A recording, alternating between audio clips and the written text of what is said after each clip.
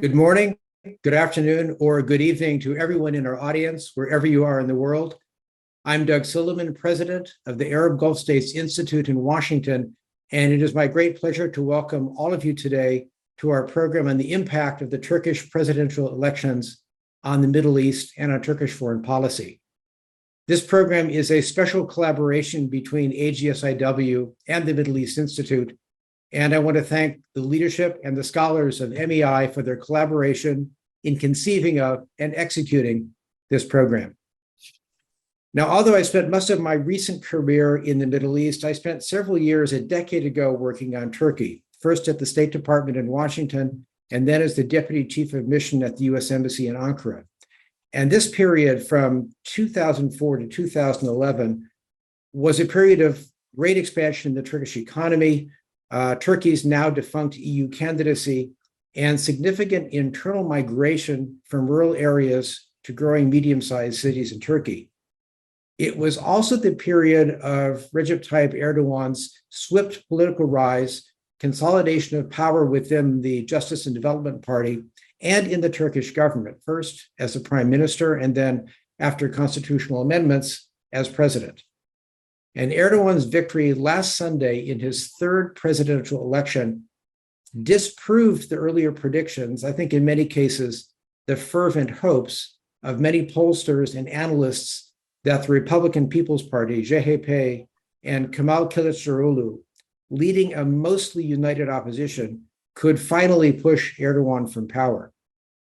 So today, MEI and AGSIW have brought together a group of experts on Turkey and on the broader region to examine the impact of Erdogan's victory on Turkish politics, Turkish foreign policy, the Gulf, and the broader Middle East. Dr. Gönül is the founder of the Middle East Institute's Turkey program and a senior fellow with MEI's Black Sea program. She is the author of Erdogan's War, A Strongman's Struggle at Home and in Syria. Dr. Tol has taught at the George Washington University and the National Defense University and has written extensively on Turkey-U.S. relations and Turkish domestic politics and foreign policy. She holds a bachelor's degree from METU, the Middle East Technical University in Ankara, and an MA and PhD from Florida International University. Gönül, thank you for MEI's collaboration on this program, and thank you for being with us today. Thank you.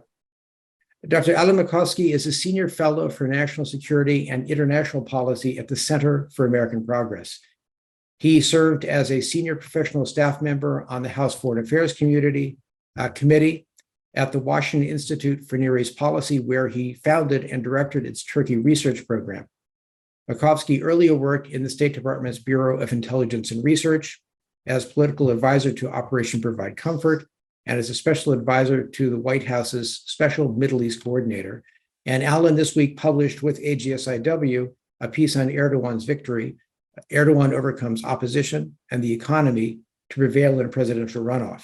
You can find his piece on our website, agsiw.org. Alan, thank you for joining us today. Thank you. Dr. Hussein Ibish is a senior resident scholar at the Arab Gulf States Institute in Washington. He's the author of several books on the Middle East, a regular contributor to many U.S. and Middle Eastern publications, and has made literally thousands of radio and TV appearances over his career. Dr. Ibish previously served at the American Task Force on Palestine, the Halasalam Maksud Foundation for Arab American Leadership, and at the American Arab Anti-Discrimination Committee. He earned his PhD from the University of Massachusetts, Amherst. Hussein, glad to have you with us here this morning. Gönül, if I may, I'd like to start the conversation by having you give us your take on Erdogan's victory, why he won, how he won, and what it might mean for Erdogan's new third presidency.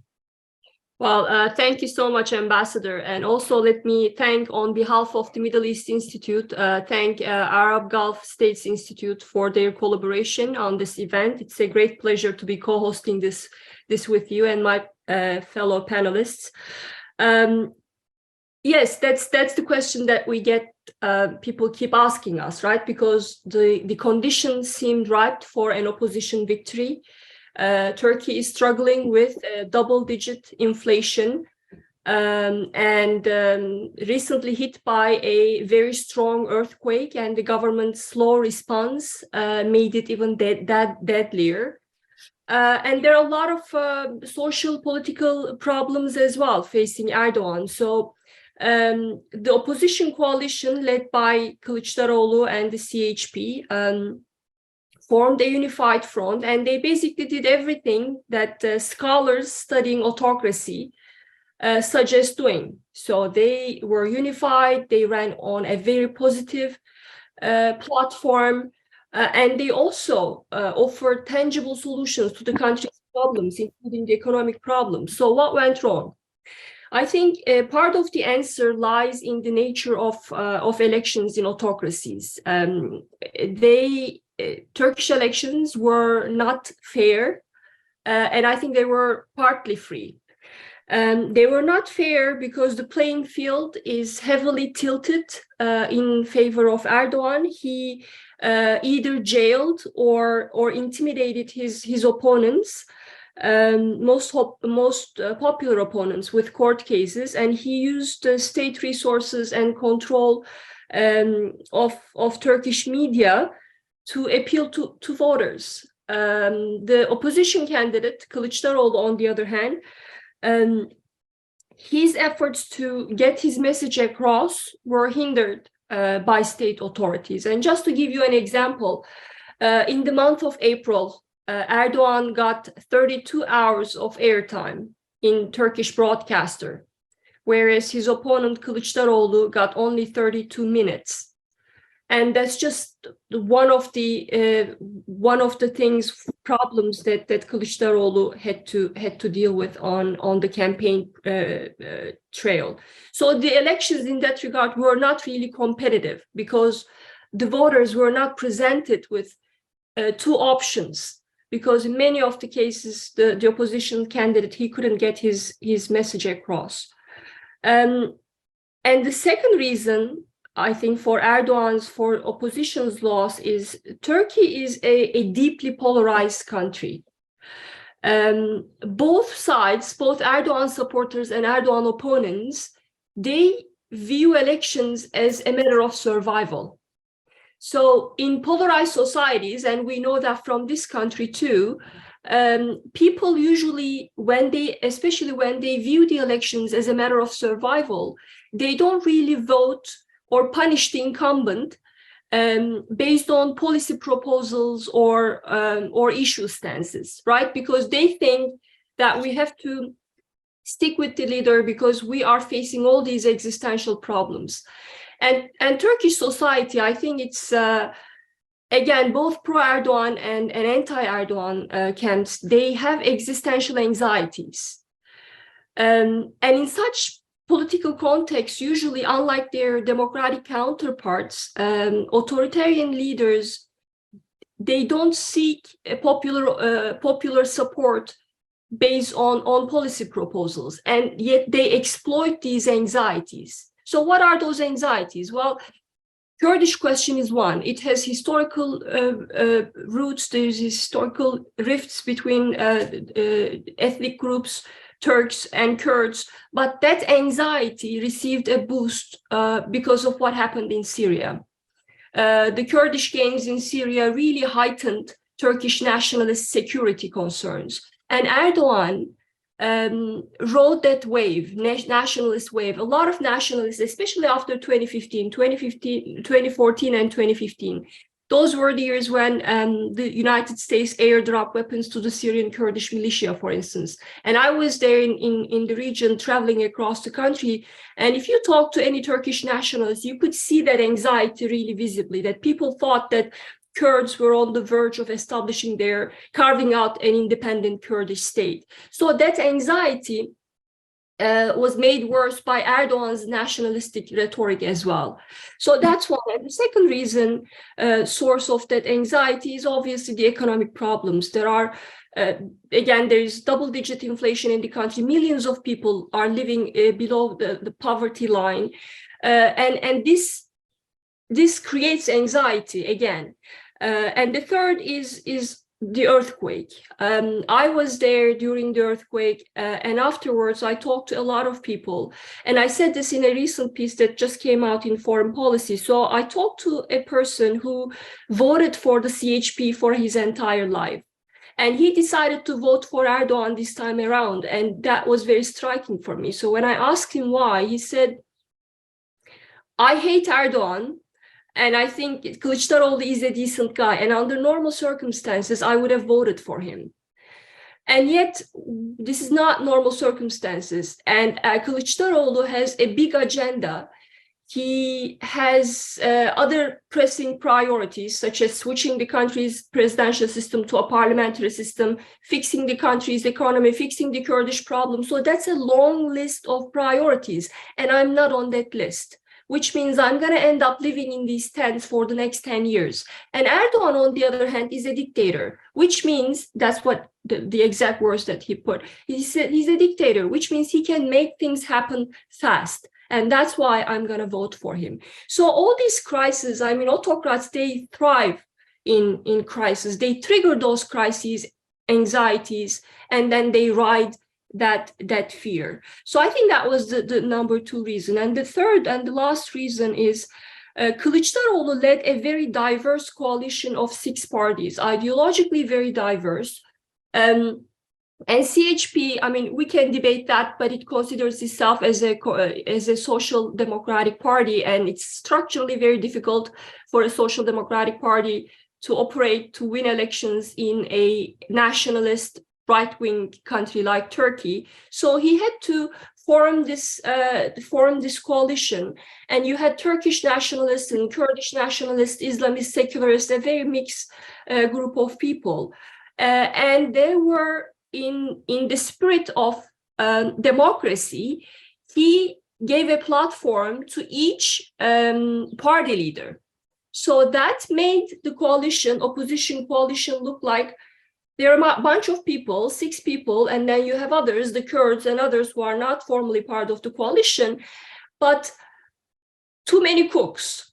And I think that really scared of Turkish voters struggling with these anxieties, because they thought that, you know, they might be offering something important, but are they actually capable? And this is a problem that, again, we have about liberal democracies, right? When people during crises, they are ready to sacrifice their freedoms, their rights, so that a strong man, a strong leader can fix the problems. And I think that's what happened on Sunday. Thank you, Gönül. Alan, I'd like you, I mean, maybe to give your own take. And I was struck by the piece that you wrote for us this week about how Erdogan was able to overcome some of the economic difficulties that Gönül mentioned. But maybe more broadly, how do you think Erdogan is going to approach the world in his 3rd presidential term? Certainly, Russia-Ukraine is going to be a big issue, but I think that probably the Middle East and relations with the Middle East will also change over the course of the coming years. So I certainly like your take on the elections, but also how you see Erdogan changing Turkish policy for the world, if you think there will be any changes at all. Yeah. So look, I think that Gönül just gave a brilliant analysis. I don't have a lot to add. Maybe I would just add as a reminder that, of course, Erdogan also starts with a base of 25-30% of Turks who are religious and are fanatically devoted to him for understandable reasons, because he has brought them equality. He's taken, they were a group that was looked down upon by the secular establishment. He's given them prestige, status. Headscarved women used to not be able to go to universities. Now they can. Now they can be civil servants. They can even be officers in the army or the police. So, you know, he does start off with that base of gratitude. And, you know, I think that's always something we have to keep in mind regarding his popularity. To turn to to your question about foreign policy. So look, as Gönül said, Erdogan is an autocrat. He's a one-man show when it comes to when it comes to everything in Turkey, but certainly foreign policy. And predicting what he is going to do is not always, you're predicting what one man is going to do. Will he decide that it's in his interest to let Sweden into NATO, or will he decide now's the time to be tough? He's the one who's going to decide. So anyway, with that caveat, I'm not going to cop out entirely, but by just saying we can't predict. But I do anticipate that in these early months of his administration, we can expect more or less continuity with what we've had for the past several months, and a significant degree of calm as he deals with the economy. He needs calm for in order to reassure Western investors. Remember, and all investors, Western investors constitute about 2/3 of Turkey's foreign direct investment. And he also needs calm for another reason, which is elections. No, I do know that Turkey just had elections on Sunday, but there are more elections coming up in Turkey. In less than a year, in March of next year, Turkey will have nationwide local elections. And I think if there's any gift that Erdogan craves, more than another, it's to retake Istanbul, which he lost in 2019. There's a lot more that could be said about that, but I think the economy and his concern about elections is going to augur for calm as much as possible. Look, regarding relations with the U.S., there was certainly no joy in Washington about his victory. But it seems to me that President Biden, who, by the way, was a target of Erdogan, he ran during the campaign, Erdogan ran, I think, I don't know if Gönül agrees, it seemed to me the most anti-US campaign he'd ever run. But it seems that President Biden wants to look past that. He called him the day after election. They seems to want to start off, have a new tone. And in particular, Biden's major priority right now is to get Sweden into NATO. Turkey wants F-16s from the US. That the administration supports that, 40 new F-16s, roughly 80 upgrade kits. It has been stuck in Congress.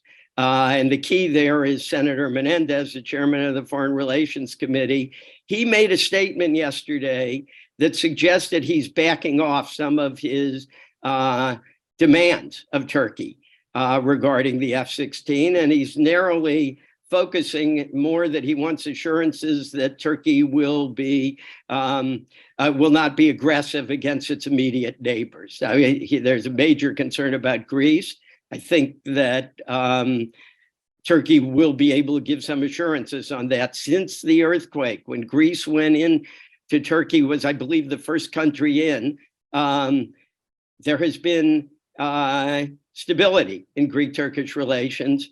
There are no Greek complaints about overflights, and from what I understand, the overflights of Greek airspace, et cetera, have all stopped. So I think there's a possibility that the US and Turkey may have a moment of reset here on Sweden in exchange for the F-16s. Now, both sides say that there's no linkage, but of course, there does seem to be a very close linkage. However, after that, it's very hard to see any great progress in US-Turkish relations. The issue of US support for YPG, which is anathema to Erdogan, I don't see that changing. I don't see Erdogan getting rid of the S-400s, the Russian-produced air defense system. Moreover, Erdogan mentioned during the campaign, or I said emphasized rather during the campaign, his closeness with Russia. He said that relations with Russia are no less important than relations with the United States, and he boasted of his special relationship with Putin. I think that trend is likely to continue. So I think overall, if we get this trade-off of F-16s Sweden, there might be a brief period of good feeling, but I think we're in for rough times ahead. On Ukraine, you mentioned, again, I don't see a lot of change. I think Erdogan has been very clever, arguably brilliant in the way he has played it. He has sided with Ukraine rhetorically and militarily, and he has used Montreux to close the straits. On the other hand, he has not joined Western sanctions against Russia. His trade with Russia has boomed.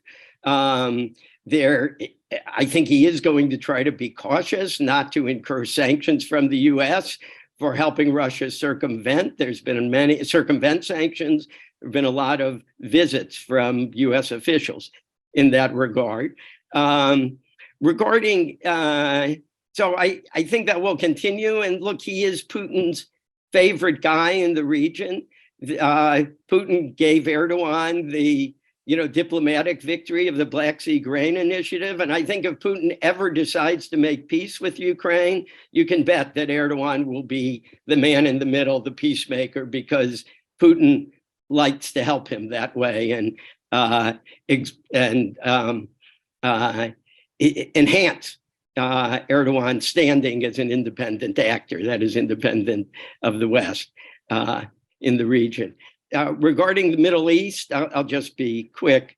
We've seen over the past couple of years, after some very difficult relations, that Erdogan has tried to improve relations across the board with the Gulf, and with Israel. And again, I think that's likely to continue. Both because of the economy and again, because the economy feeds into elections. I also think, there's been a lot of talk about a nationalist wave in Turkey, but that nationalism is mainly, to my observation, is mainly focused on the Kurdish issue and on Syrian refugees. I don't think there was any vote for great, expansive, aggressive foreign policy assertiveness, military assertiveness of the type we saw from Turkey towards the end of the second decade of this century. The rapprochement with the Gulf, it really seems to be moving apace. I think things first really fell apart during the Arab Spring, when Turkey came to be seen as the champion of the Muslim Brotherhood parties in Egypt and Tunisia and Syria and elsewhere. And that was anathema to most of the Gulf states. Also, its relationship with Qatar, where Turkey has a base. And that was an issue when the other GCC states made demands of Qatar. I think that what really swung things, and it's really been a very dramatic turn. I mean, this is about a 180-degree turn in terms of the way Saudi Arabia and the UAE are dealing with Turkey. I mean, at one point, they saw Erdogan as the devil incarnate, head of the Muslim Brotherhood. Now, after the thaw with Qatar, things really began to change. And in 2021 and 22, we've seen a series of visits back and forth between Erdogan and MBZ and MBS. And first it started in 2021 when UAE announced a $10 billion investment project and a program in Turkey. We've seen some purchases by a UAE sovereign wealth fund of Turkish businesses, and Turkish drone sales as well, at least to the UAE, I believe to Kuwait and Qatar as well. And I think there was a second factor aside from the thaw with Qatar that opened things up between Turkey and the Gulf, and this is Saudi specific, and that is the Khashoggi case or Khashoggi, as I believe it's pronounced in the Arab world, the journalist who was killed in the Saudi consulate. That happened in 2018. I think we all remember how Erdogan rode that issue, embarrassed the Saudis. He started to change in 2021. By 2022, he actually dropped all the legal proceedings. Turkey, that is, formerly its judiciary, dropped all the legal proceedings regarding the Khashoggi case. And Erdogan made a trip to Saudi Arabia to seal that deal, in effect. And what we saw in March, and I think Gönül alludes to this very interestingly in her piece in Foreign Policy this morning, is both the UAE and Saudi Arabia seem to me, in effect, voting for Erdogan. Saudi Arabia, oh, I'm sorry, I didn't mean to take it. You'll explain why, but I'm just referring to it. Saudi Arabia gave Turkey $5 billion, gave Turkey Central Treasury $5 billion. That's a pretty good piece of foreign aid. And the UAE signed a trade agreement, which was ratified yesterday, which aims at $40 billion in trade over the next 5 years. Neither one are among the top traders with Turkey, top 10 traders with Turkey as of now. Erdogan, just days before the election, I have to say, he surprised me a bit with this. He made an announcement, a public announcement, thanking Gulf states, he didn't specify which had helped Turkey get through its financial crisis. He didn't say which ones, but he said, you'll be seeing a series of visits to and from Turkey in the days ahead so that we can thank them.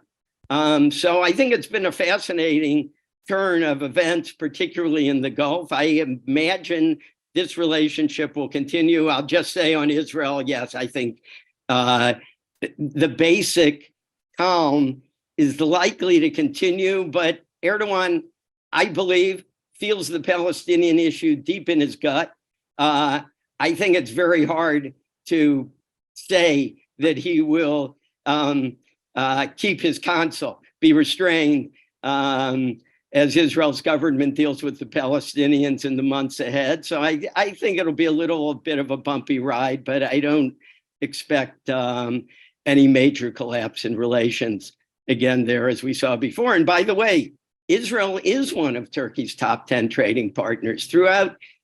They signed a free trade agreement in 1996 under the previous secular regime. That agreement has never changed. One sec.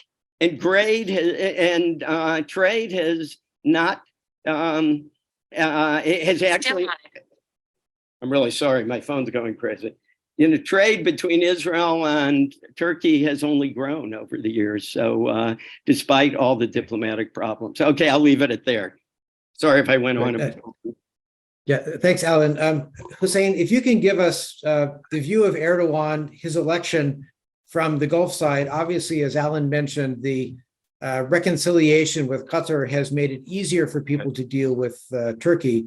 But there's still a lot of other issues out there. They're symptoms of the same cause. They're manifestations of the same cause, right? Once the same factors that allowed the boycotting states to reconcile with Qatar are exactly the same factors that allowed them then to turn and reconcile with the big partner, which is Turkey. So the irritant with Qatar was the same as the irritant with Erdogan, and Alan mentioned it, which is the issue of the brotherhood.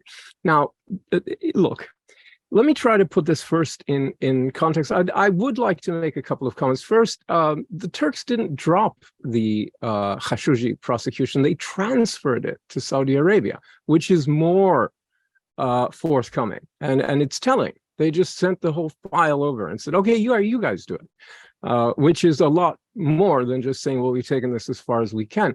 The other thing I really wanted to say was that Gönül made a really good point about autocrats.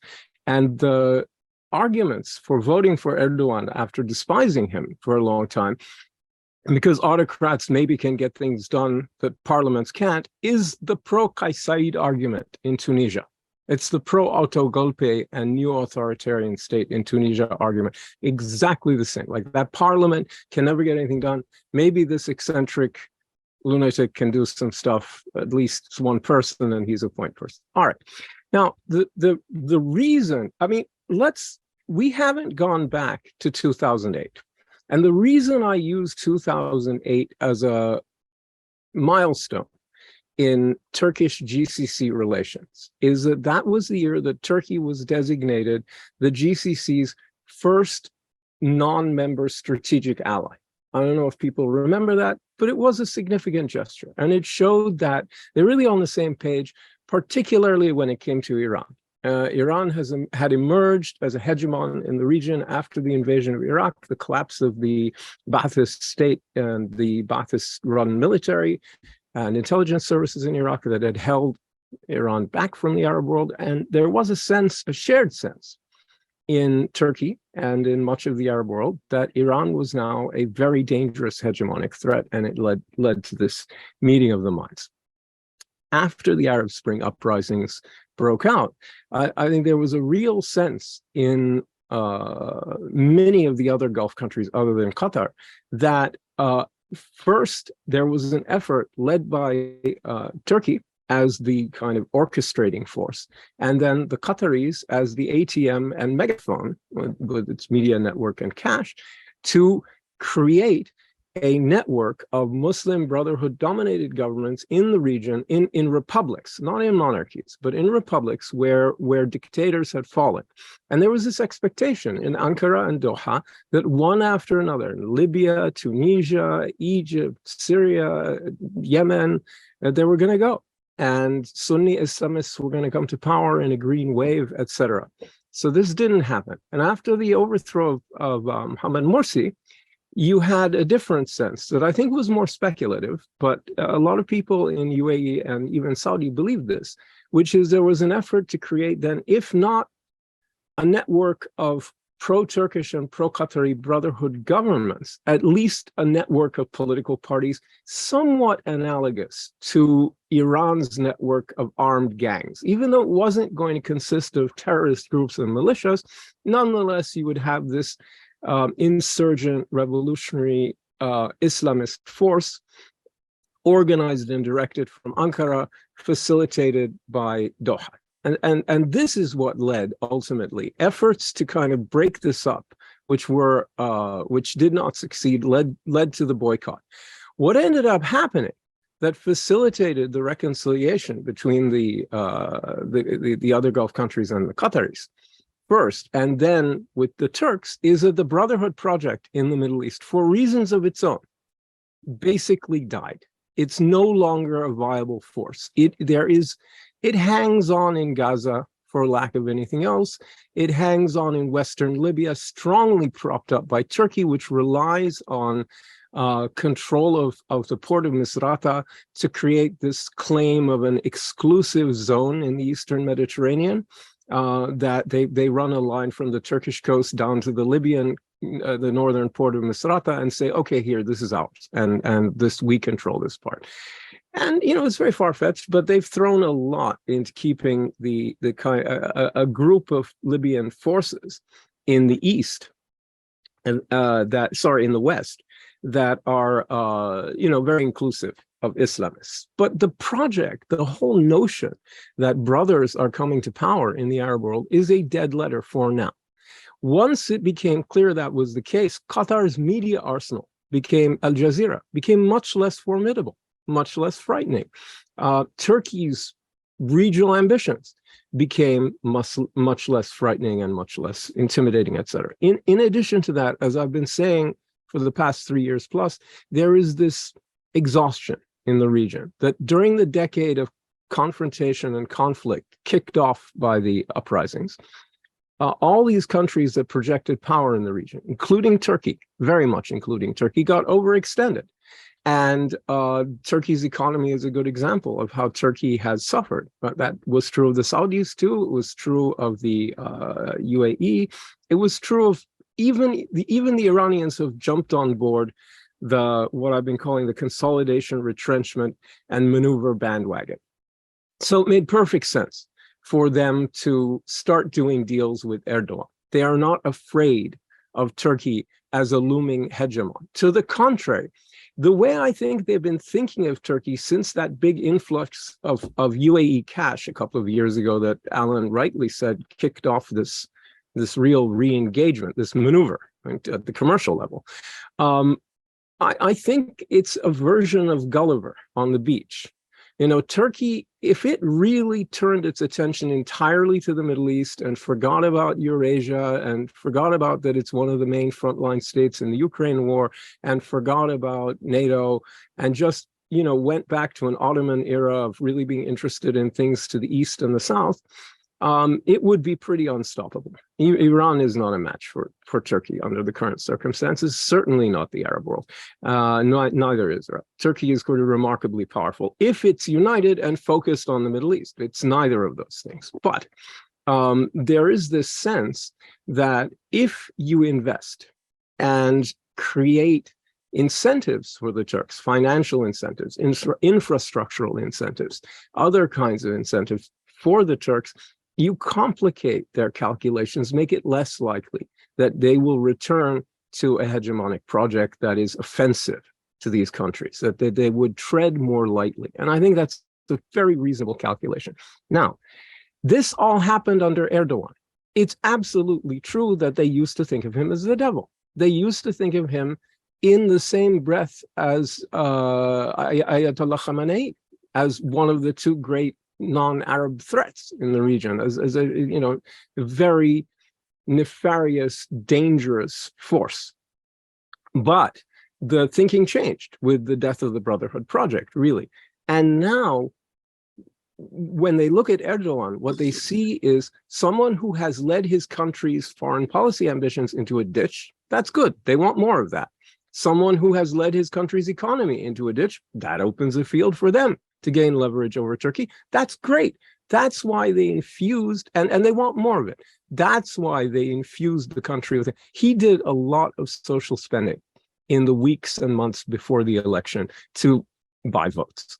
They propped up the lira, they propped up the economy. He said so, as Alan was saying, everyone said so. Now, I think we can reverse engineer what countries he was talking about by looking at the reaction in the Gulf. All right, first, the Qataris went out of their minds with joy. I haven't seen Al Jazeera this giddy since, you know, 2014, 2013. I mean, they were just ecstatic in Al Jazeera Arabic. It wasn't dignified, frankly. And I mean, you'd think it was a big victory for Qatar, and in the end, it could be. I'm not saying it isn't, but it was really kind of over the hyperbolic. Anyway.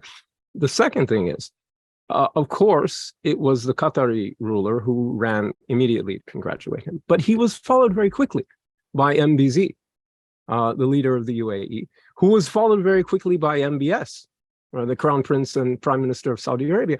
I think they're your candidates right there. And that's where the money came. I think the most money came from Qatar.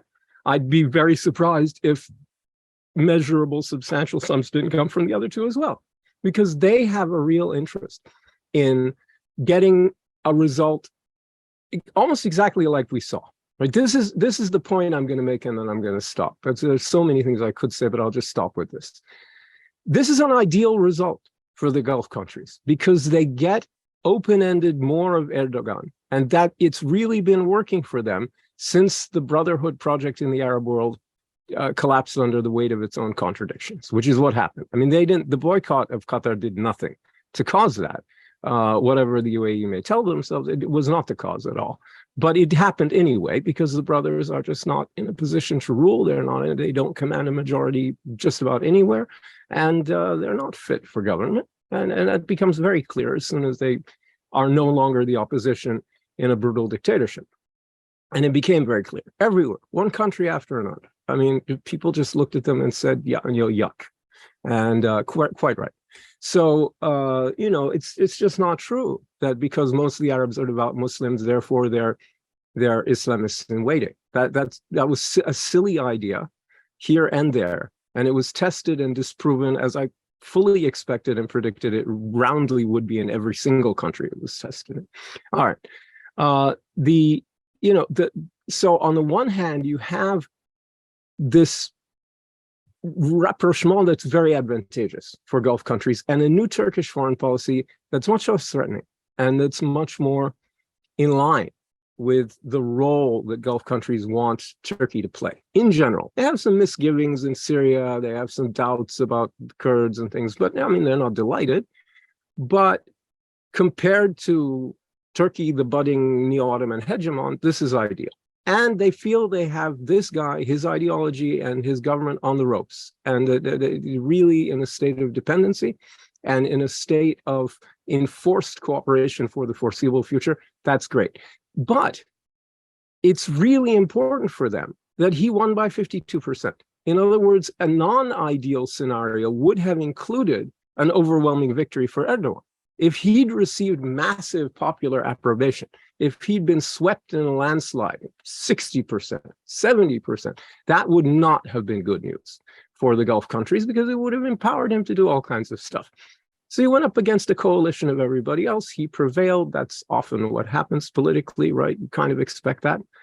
But that result, with leaving Turkey badly divided, economically vulnerable, and with foreign policy commitments that go to NATO, that go to Ukraine, that go to Eurasia, that go to the Middle East, really divided attention, and a real need for regional support, regional investment, regional, facilitation of their own version of consolidation, retrenchment, and maneuver. It's a very advantageous position. And the only thing I'll add is that Saudi Arabia, too, is going to make a big push to buy the TB2 drones, the Turkish drones, which are very effective, very good drones. The Saudis want them too. It's not just the Qataris and the UAE and the others. The Saudis want them as well. I'm sure that Turkey will be very happy to sell them to Riyadh, and Riyadh will be very happy to have them. Iran's missile and drone arsenal with hyper-precision guidance has emerged, towards the end of the Trump administration as a game changer. And there's a fifth-generation fighters from Russia headed to Iran. I mean, they've got to beef up their own deterrent structure. So they're going to go for those drones. Anyway, there you go. Hussein, thank you very much. And we've already got some very good questions from our audience. And since we're about halfway done, I want to start going through them. I will encourage everyone listening in the audience to please get your questions in now so that we have time to cover them by the end of the program. Gönül, I want to come back to you with one of the very first questions that we received. The first part is a statement, but I will still make it a question. Is it certain that this will be Erdogan's last term governing Turkey? And if it is, what are the chances of him using or continuing the system by appointing or designating a successor who will continue his policies or be heavily influenced by him behind the scenes? Well, let me first say, Hussein, because of connection issues, I missed some of your remarks, but the last ones that I caught, I found them very interesting. And I'll tell you this, Greeks are on the same side. That's how they think about Erdogan's victory. And before the elections, my husband went to Greece to talk to Greek officials there, and they were all in favor of an Erdogan victory because, just like you said, they want Turkey to be overwhelmed by economic problems, and they want Erdogan to act crazier. His record of mismanagement is wonderful. That's exactly so. So he's gonna act more aggressive on the foreign policy front. That's the expectation, which is gonna make him even more isolated in the Western world, which is great for Greece. If he did that, it would backfire, right? And so there's an expectation that it's lose-lose for Turkey, right? Either Turkey continues with the rapprochement, where these adversaries, traditional adversaries, win, or they become more aggressive, and then it backfires them. So either way, it's good. Yeah, going back to the question from the audience, is it certain that this is going to be Erdogan's last term? I'm not sure. I mean, he's not in good health. And on the campaign trail, he promised, that was one of his campaign promises, that this was going to be his last term. But I'm not sure. There is a debate. I mean, some people who used to be close to him are saying that he might be grooming his son-in-law, the one who is in charge of the country's defense, who is making the drones. He could be grooming him, or he might be considering a cabinet position for his son, but these are only rumors, so there is no way of really knowing what's going to happen.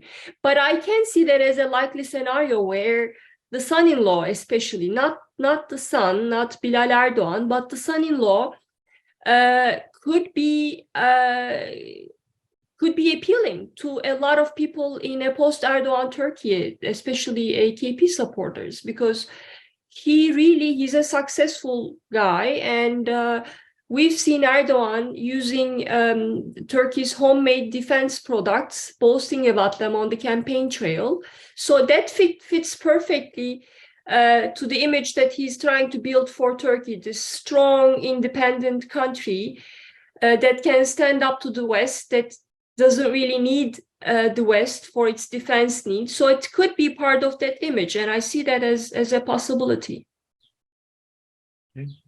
Alan, I'm going to sort of modify one of the questions from the audience as well. Hussein mentioned that from the Gulf that there was significant monetary support for the government before the elections. Was there any more traditional or significant foreign influence in the elections? Did anybody try actively to help or potentially thwart Erdogan, or was this influence mostly above board and done in terms of government policy and economic support? Well, yes, I think Russia was a factor in the campaign in terms of helping to keep the lira and the economy in general afloat. Publicly was acknowledged that they were allowing Turkey to defer gas payments. Turkey imported a massive amount of gas. They had about close to $60 billion worth of imports from Russia in 2022. It was massively increased over previous years because of the price of gas. And they announced that they were allowing them to defer some of the payments. I believe the Turks said they deferred about 600 million, that it was that they could defer up to 4 billion. But beyond all of that, there were reports of Russia giving Turkey over the past several months quite a bit of financial support along the line Saudi Arabia did, just contributions to the central treasury to help keep the lira afloat. And there were rumors of anywhere from $5 to $30 billion worth. One wonders how long Russia could do something like that. So yes, Russia also became an issue in the campaign because one of the minor party candidates dropped out after a sex tape was made public, which that in itself, I think, was not such a big deal, except that Kemal Kılıçdaroğlu, the opposition candidate, accused Russia of being behind it. And that is what prompted Erdogan to rebuke Kılıçdaroğlu and make this statement I referred to earlier, to say he shouldn't do that because relations with Russia are no less important than relations with the US. I also just wanted to add quickly on Hussein's very important point about how the Gulf wants to use its funds to make Turkey dependent to influence Turkey, which of course is something Russia's also done. I think Erdogan has an interest in this because one of his problems, his ties with his drift from the West, is that he knows economically he is deeply tied to the West. Now, he has a customs union agreement with the EU. That's not going to change. But roughly 40% of his exports went to the EU last year. 2/3 of FDI comes from Europe. I think he would like to make those percentages a little smaller. Yeah, And, and with an eye to Russia and the Gulf in particular. I mean, those are the most Exactly. obvious places to go. And yeah, okay. Exactly. Yeah, that's the point. So I think there is a symbiotic relationship here, meshing desires. You know. Now, I'm going to ask a question that all three of you may have some questions on, because Hussein talked specifically or most extensively about the relations between Ankara and the Gulf, but a lot of the political issues in Turkey are much more tied to relations with Syria, the Syrian and Iraqi parts of the Kurdish question. We haven't really touched on Israel. So, I mean, Hussein, maybe I'll have you pick one of those topics: Israel, Syria, Libya, Iran, Iraq. Yeah. And see if where you think that might go. Pick a card, any card. Okay. Pick a card, any card. Right. Yes. Right. It's always the Queen of Hearts. All right. Look, I'm going to leave Israel for Alan because I'll never know 1/100th that what he does about Israel. So I'll just leave that to him. No, it's true. But I'll on Syria, I think Syria is the most unreadable, unavoidable question about where Turkey's foreign policy goes in the next sort of 2 years. I don't know where it goes in Syria. There is a sort of a part of a question about relations with Assad. I don't know. There is a scenario where the slow rapprochement with al-Assad and the dictatorship, and even with Iran and Hezbollah hanging around, even with the Kurdish groups maintaining this Rojava thing that they have, this kind of quasi-PKK statelet. It's not, there's no reason they couldn't go forward with this under those circumstances. On the other hand, there are so many pitfalls. There are so many booby traps, right? It's like a field in the middle of the Vietnam War in the center of the country. There's booby traps everywhere. You know what the hell is going to fly at you? And Turkey under Erdogan has been quite reactive, unless in Syria, except when it's come to Russia. When things have involved Russia and ambassadors shot and airplanes shot down, they just bury it and say, oh, well, it was a mistake, or we won't, we'll just forget it. But when it comes to the Kurds, when it comes to Assad, when it comes to anybody else, basically, except the Russians, and they've avoided the Americans successfully, more or less, with couple of exceptions, they've been quite reactive. So you can imagine I can imagine a number of scenarios. I mean, I could sit around spinning them all day long about how there is a kinetic clash with Assad-related forces, Shabiha, Hezbollah, Iranian Fatemiyun brigades, or God knows what kind of gang of people, Quds Force-directed groups from Pakistan, whatever it might be, mafia gangs aligned with Assad, who knows who.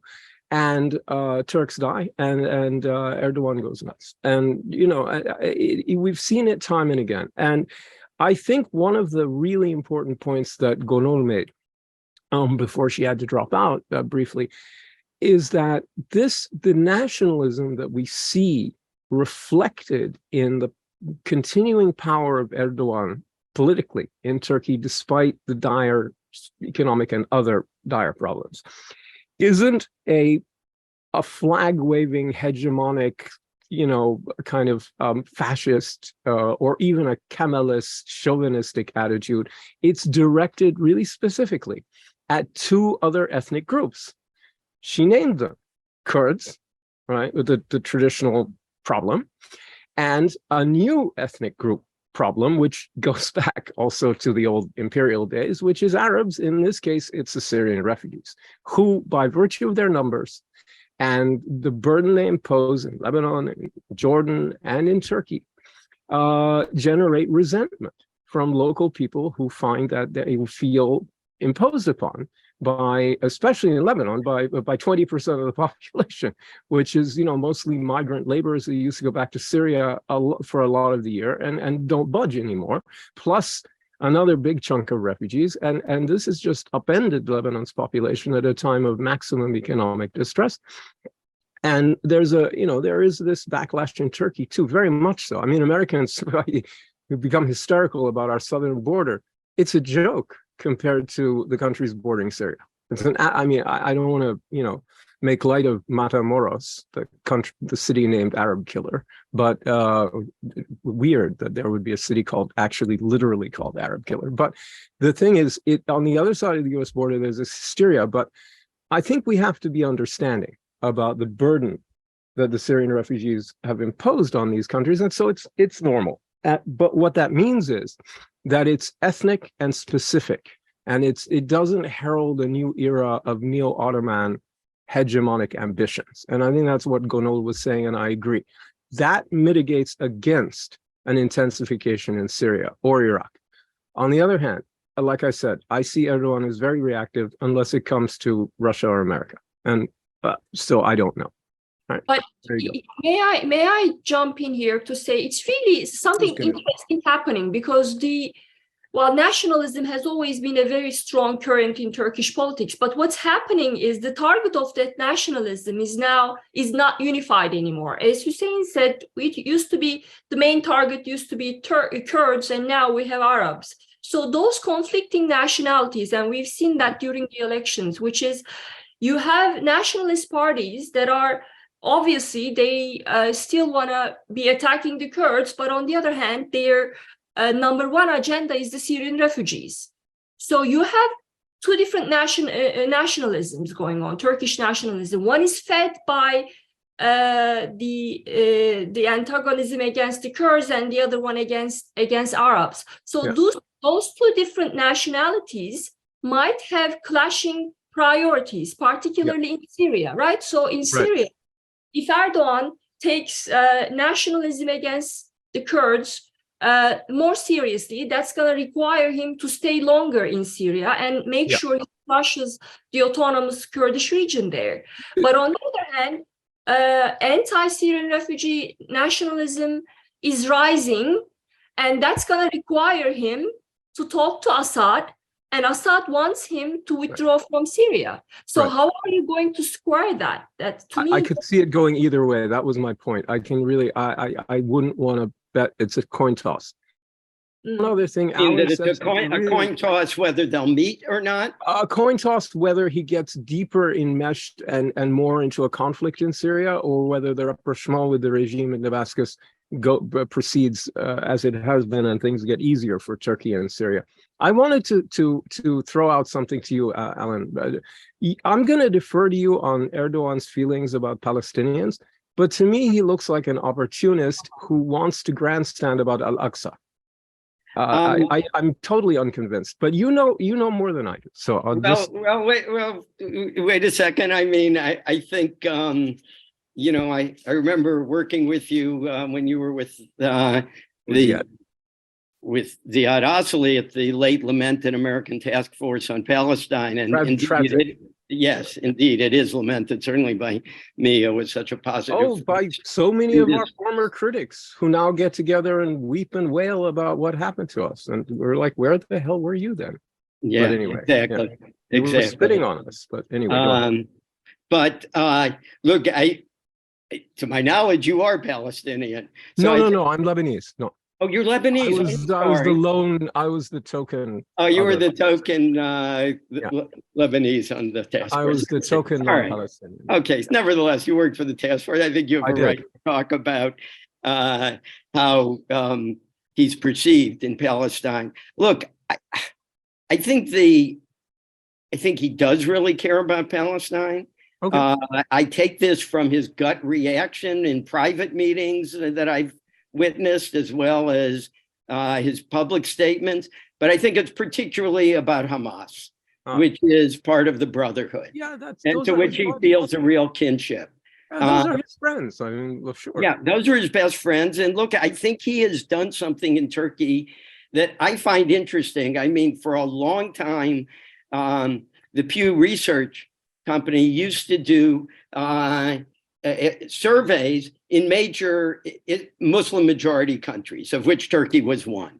And they would ask, what do you think about various groups that the US and the West consider terrorists, Hezbollah, different groups. Now, maybe that biased what people would say, but in Turkey, consistently, 80 to 90% would say Hamas is a terrorist group. I think, now, I haven't seen that question asked since, I believe, 2014, but I think Erdogan has somewhat succeeded in normalizing Hamas in Turkey as just another part of the Palestinian struggle. He says, we love our Fatah and our Hamas brothers just the same. And I think it's really Hamas that he loves the most. So I perceive it as genuine. And, you know, of course, there's been all kinds of reports of his, you know, sending people to Jerusalem to work with Palestinians and to try to help Hamas. And of course, the Mavi Marmara was was directed at, now that was again that struck me as opportunistic, but okay, I'm just going to take your word for it. Yeah, I think that, you know, certainly there was a lot of grandstanding that went along with that. That would, just to be fair, that was not formally state sponsored, but I think there's a lot of indication that informally it was state sponsored. Sorry, I was just going to say on Syria, I want to make sure I understood what you guys were saying, because it seems to me Assad is insisting on Turkish withdrawal from the Turkish occupied territories. Erdogan can't do it as long as he's dealing with this refugee issue. That's his solution for the refugee issue, is to push as many of these people as he can into the area that Turkey is holding in Syria. Right. And to try to build that area up to some extent. So it's more attractive to them, in fact, than where they're living in shanty towns in Turkey. I don't see how that twain ever meets. Russia may bring these men together to meet, but I don't see how you get real normalization. Let me sketch out a quick scenario about how temporarily it can work. If they, for different reasons, contradictory reasons over the long run, in the immediate term, share the goal of containing and surrounding and holding in check the Kurdish groups based in Rojava, in Assad's case, pushing them up into it from, you know, areas around the Tanaf and things like that, if you can do it, and just up into that strip. And from Erdogan's point of view, just preventing anything on the border, etc. That's a scenario that could serve both interests for a limited period of time. That limited period of time could go on for years. And that's, I agree with you, in the long run, there's a contradiction here. But they share, here's where the circle could be squared. They share an antipathy to independent, powerful Kurdish nationalism in Syria. It worked for Assad as the first gambit in the forced in the calculated breakup of his republic when he started losing the war, right? Because he knew it was going to scare the Turks. He knew it was going to create an opportunity for something like ISIS, which eventually emerged, to show up, and things like that. And it was a very calculated withdrawal by Assad forces from that area. And it was a provocation to the Turks. But in the end, I think you could have a kind of anti-Kurdish alliance between the two, or entente, not an alliance, but an understanding. And it could be in the short run, just to contain them, and in the long run, perhaps to suppress them. But the Arab League recently, they denounced Turkey and Iran. I believe it was May 19 joint statement, both rejecting foreign interferences in Syria and support for armed groups. So Gulf countries, they might be pushing the SDF, the Syrian Kurdish forces, to get integrated into Syrian forces. So how can that play out? So that depends a lot on what happens with the refugees, because they also called for refugee repatriation in large numbers. Theoretically, Assad agreed to this. I don't think they have Lebanon in mind. They may be thinking Jordan to some extent, but I'm sure they're thinking about Turkey. And insofar as those two things go together, who knows? It could be more, less alarming, more attractive. If there were an integration of those groups into some aspect of pro-regime forces or regime-controlled forces in Syria, look, if they were perceived by Turkey as actually being under the control of the Ba'athist regime, I think they could live with it. It's much better than a quasi-PKK militia running around the border area with big posters of their arch enemy all over the place.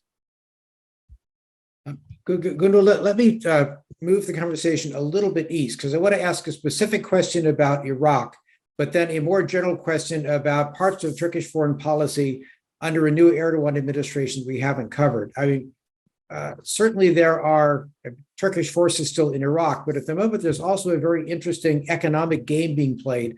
The Turks have not yet begun at Ceyhan the export of oil from Iraqi Kurdistan out to the world markets again, even though that seems to have been resolved legally inside of Iraq. So what is the reason for this? Is it a political reason? Is it just that this is not an important enough issue in a presidential campaign to bring to the fore? And do you think it might be resolved? And if so, how?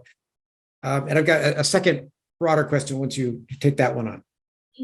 Well, we can only expect Turkey's recent engagement in northern Iraq to continue, right? And because of that nationalist bloc, the growing importance of nationalism in the country, I think that nothing is going to change there. One thing that could change is how, so far, the PKK, particularly in northern Iraq, has been weakened significantly. Turkish drones have done a good job in that regard.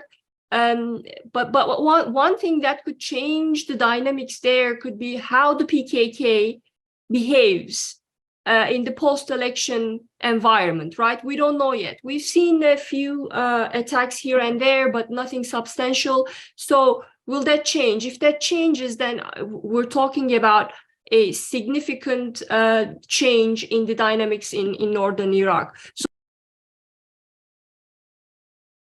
Oh, I think we've lost Gönül again. Alda, let me then shift to you the question I was going to ask Gönül. We have a number of questions about potential areas where Turkey might expand or reemphasize its foreign policy, including in BRICS, SCO, Red Sea cooperation, Sudan. Do you think Erdogan will see any of these areas as attractive ways for him to go in a third presidential term? And if so, which direction do you think he'd want to go? Well, he has actually tried to join SCO on a number of occasions. And in the past, as far as I know, they have rejected him. They did not even, as far as I know, Turkey didn't get even observer status. They got a third, like dialogue partner or something like that. But yes, I think if he could, he would like to find some way to join the SCO and show that puts him more where he wants to be, in the middle between the great powers. He's in NATO, he's in the SCO. Now, I think joining the SCO would truly be anathema to his NATO partners. And it's interesting to me that the SCO has not wanted to take Turkey in, but I think that's very possibly the way he would go. He remains interested in the BRICS and Sudan. Certainly, he's already involved heavily in Somalia. Yes, I think he's always looking for opportunities where he can demonstrate that he is not a prisoner of the West, let's say, that he's not just, a Me Too member of a saluting member of the West, that he's an independent player. So I can't predict specifically about all the BRICS, but, regarding China, China is a very important trading partner, as it is particularly for imports. China has often been Turkey's number one, the number one country it's imported from. Now it's number two because of the way, or at least last year it was, the way Russia and its energy prices increased. But it's important, but there really has not been a deep relationship. That Turkey does not talk much about the Uyghur problem, although Erdogan called it a genocide, I think in 2008, but otherwise he's pretty much shut up about it because of the economic relationship. But I don't think it's a totally easy relationship. Turkey has also tried to market itself to the West as a supply chain, a reliable supply chain partner that could replace China. So yes, I think he'll try to play in all those sandboxes, but the key relationship for him, as he demonstrates his autonomy verging on neutralism between the West and others, is Russia. That's the key. No doubt about it. That's the key Look, relationship. with the SCO question, I would just throw out that there's Iran sitting there, finally, at long last, in the SCO. And they're not going to be overjoyed at they're not going to panic at the idea of Turkey coming in, but they're not going to facilitate it either. And that's another issue. Doug, I wonder, should I say a word about Israel if I'm quick? Go ahead and say about Israel. And in fact, I was going to ask you about Turkic states in Central Asia as well, and whether or not this is an area where Erdogan will want to emphasize Turkish strength going forward. I'll try to be quick on both of them. I know you have a lot of questions. So look, Israel, I did touch on it briefly in my opening remarks. Probably most of your audience knows about the ups and downs of the relationship, but the one up has been commercial trade, which has continued since before Erdogan, continued to grow. It's now around 10 billion, other than Iraq, which is a bordering state.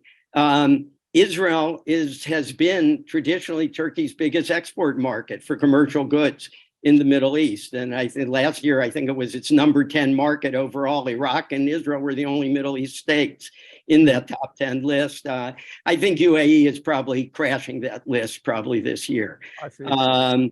And maybe somebody has more up-to-date statistics on that. But the thing on Israel that come at the end of the year. Sorry. The new statistics will come after the year. Yeah. I think I have a feeling this year that UAE will crack that top 10. But I just want to say on Israel, what I think Turkey, for Israel, for a long time, Turkey was like its legitimacy in the Muslim majority world. By the time Turkey came around for the latest attempt at normalization last year, it wasn't as important to Israel. Israel had just signed the Abraham Accords the previous year, or in 2020. They have relations now with several Muslim majority states. They don't need Turkey quite as much. Second of all, while this long Turkish-Israeli estrangement went on, that really started before Mavi Marmara in 2010, but certainly intensified after Mavi Marmara, Israel built a very solid diplomatic and security and economic relationship with the two Hellenic states, Greece and Cyprus. I don't see them breaking that. I think that's a very solid relationship. So they're not going back. And just related to that, the thing that Turkey would probably most love, if you ask Erdogan, if you can get one thing from Israel, what would it be? He'd say, I'd like their gas to be piped directly to Turkey, because Turkey wants to be an energy hub. And it is already, to some extent, an energy hub.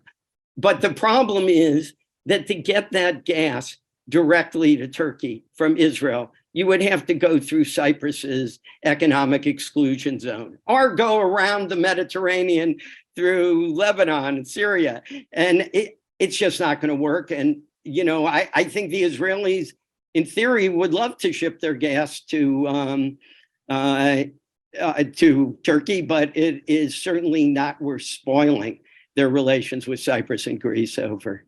Okay, and Turkic. Sorry. No. I want to move just to Hussein for a minute, because while we're in the Eastern Med, I'm interested in the evolution of a potentially positive Egyptian relationship with Turkey. Well, yeah, And I know, no, there's a real rapprochement also between Cairo and Turkey, and it has partly to do with the ideological threat being reduced. It has to do also with the fact that all these countries are interested in seeing what they can accomplish through maneuver rather than confrontation. So you had these disputes over natural gas in the Eastern Med emerging during a period of time that was still characterized by the long shadow of the Arab Spring and the great ideological conflict that kicked off for the parameters of political legitimacy in the Sunni, especially Sunni Arab world, but in Sunni political society. Basically, are Islamists kosher or not? You know, are they plausibly part of any reasonable government, or are they just basically weirdos? And the tentative verdict is the latter. But more importantly, it isn't in anybody's interest anymore to have confrontation and conflict. And more to the point, nobody really gained out of the arguments and competing exclusive zone claims over parts of the Eastern Med maritime region and over territorial waters and maritime demarcation borders and things like that. And it makes enough sense that with the applause of Hezbollah, Israel and Lebanon have agreed on a maritime border, right?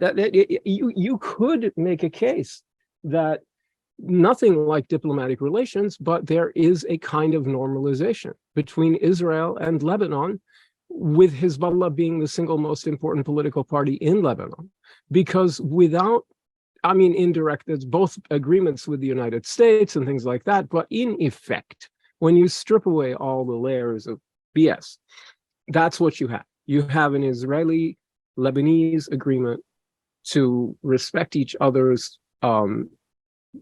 rights to try to access whatever natural gas there may be. And I think that's an indication of how far countries and entities that regard each other with the utmost of hostility in the Eastern Mediterranean are willing right now, under the circumstances, to put those things aside and say, well, let's see what kind of money we can get.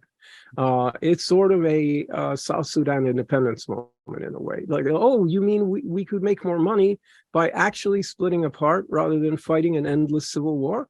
Oh, let's make the more money then. And this sudden realization, I think, has taken hold. It would never have taken hold if the Brotherhood movement hadn't collapsed, and then all these reconciliations taken place, and the Arab Spring really kind of given way to the old normal, new normal, whatever the hell it is. And we exited that period of confrontation and conflict, but we did. And in that context, for sure, it becomes possible for Turkey and Egypt to reconcile. Why not? What's the big argument anymore, right? Oh, you argue about, the thing about a maritime demarcation border or an economic exclusive zone or anything like that is it's a numbers game. It's a numbers game. You get this, I get that. There's nothing ideological about it. There's nothing religious about it. The will of God isn't involved. The higher principles are not really there. You can make some kind of stupid flag-waving humbug arguments, but in fact, you're arguing about money. And potential money, that too. There's a real question about how much money there is in any of these places. I mean, the Lebanese are waiting to get bailed out by the offshore area that they got the Israelis to agree to let them. They're going to be waiting a long time, I think. I'm just not sure how much money there is there. Anyway, it makes perfect sense. If it makes sense for the Lebanese and the Israelis to agree their maritime border, and if it makes sense for Saudi Arabia and Iran to pull back and thaw and agree to reestablish diplomatic relations and go back to well before 2016 in terms of their relations, why not Egypt and Turkey? Why not diffuse these tensions? Why not diffuse tensions with Greece and Cyprus? Why not diffuse tensions as much as possible with Russia after the real tensions of the first few months of the invasion of Ukraine, when the real NATO involvement was all Turkish naval stuff? That was the flashpoint. People were thinking about Baltic states and Poland, but I kept saying, hey, you really ought to look to the south, because that's where the real flashpoints are. Now that's changed as the weather changed, and as the strategy changed, and as everything changed, and as the Turks and Russians moved to get out of each other's way, which was smart. That's not the case anymore, but it was for a while. So all these things make sense in the context of trying to focus your energies on certain things. And for Middle Eastern countries, with the partial exception of Iran, it's about rebuilding everything, rebuilding economy, rebuilding military, rebuilding legitimacy, rebuilding credibility, rebuilding infrastructure, rebuilding. And that's what's going on. And it applies to the Eastern Med. Sure, absolutely. It looks like hopefully Gönül will be back with us for a moment. That would be great. Gönül, I have several Turkish domestic politics questions that I think you are best placed to answer. I will ask a couple of them. You can take the ones that you like. With Selahattin Demirtas saying that he is now going to retire from politics, who will take on the mantle of what's, I guess, sort of Kurdish politics going forward in Turkey? And there are hints that there will be a lot of changes within the AKP, the upper reaches in the cabinet, with some members of the previous cabinet going to be in the parliament. Do you see any sort of shakeup within the AKP or in the cabinet in this new term for the parliament and for Erdogan going forward? Maybe I could briefly answer your question about Iraq to Ambassador. As you know, flows from Iraq had been paralyzed since March, 25th of March, by a legal dispute involving KRG, Baghdad, and Turkey. And now Baghdad informed Turkey that those can resume. But I think there are a couple problems there, and I'm not sure how they're gonna get resolved. There's this ongoing case at ICC, for instance, that's from 2018, and Turkey wants Baghdad to drop that, and Iraq hasn't yet. And the second problem is also Turkey wants to avoid further legal hurdles, right? So it wants KRG and Baghdad to sort out all these technicalities. And it hasn't been done either. So that is a problem facing the flow of oil. And the third thing that could delay the restarting of Iraqi crude oil exports could be Erdogan might want to renegotiate and use this hand against Baghdad to maybe get to extract accessions from Baghdad, maybe on the military presence of Turkey in places like Sinjar, for instance. So those three factors, I think, are important to consider, and that could really delay things on the ground. Selahattin Demirtas, the question about Demirtas, that's a big unknown at the moment, because yes, he said that he's not going to be involved in active politics anymore. And that's going to reshuffle some things in the Kurdish political movement, but I'm not sure whether that's going to stay that way, in the sense that Selahattin Demirtas can be convinced. There's certainly a lot of debate and internal discussion and soul searching going on within the HDP, because the party lost votes. They were unable to convince their voters to support Kılıçdaroğlu. So a lot of discussion, and even before the elections, there was this division, I think. You have Selahattin Demirtas, who is a very popular person for the Kurdish base. He's been in jail for many years now, and despite that, he remains popular. And from the get-go, he really wanted to support Kılıçdaroğlu, and that created some resentment among the party and also in the base. So there's been this back and forth going on before the election. So it's now out in the open.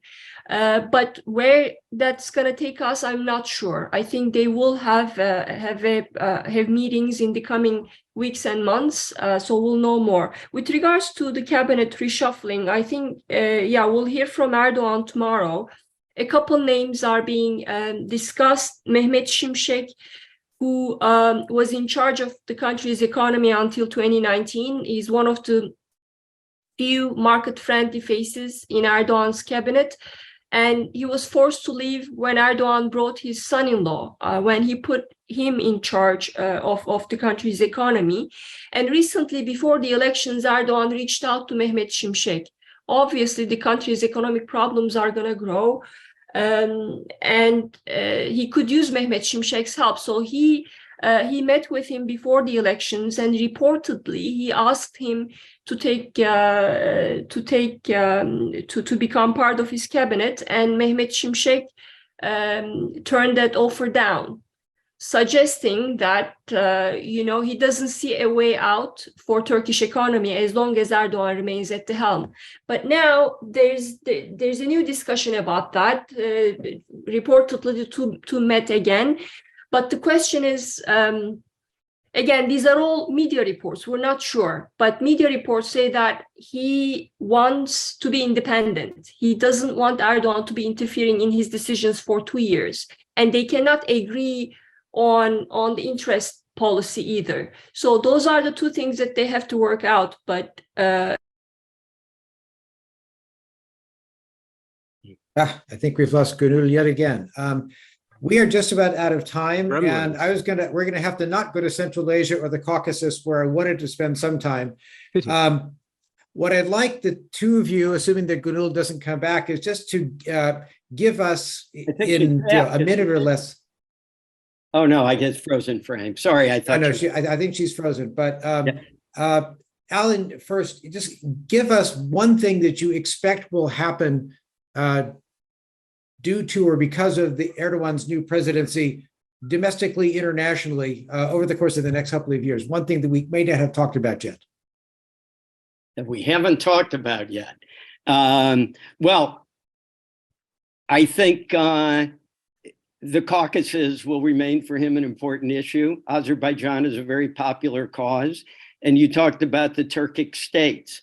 I think he would like to find a way to establish a direct corridor, which would have to go across Armenia, where Armenia divides Nakhchivan, one tiny part of Azerbaijan, from the Azerbaijan mainland that connects to all the rest of Central Asia. I think he would. I think that is something he's going to work on, to find a way to create that type of, they don't want to call it a corridor, but some sort of passageway to assist both Turkish trade and Turkish diplomacy. Maybe could I add just quickly one thing to what Hussein said? I'm sorry, Hussein. What Dr. Ibish said about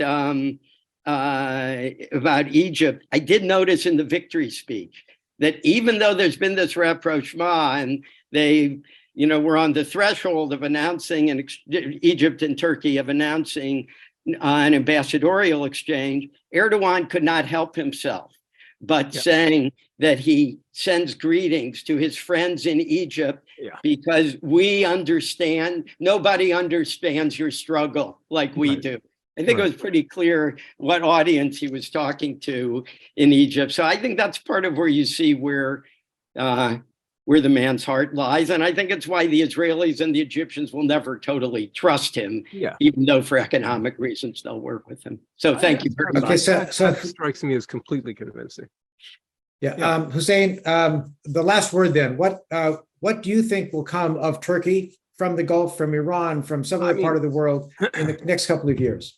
I think, without being able to prognosticate, look, what the Gulf countries expect is more of the same out of Erdogan in the next year or two.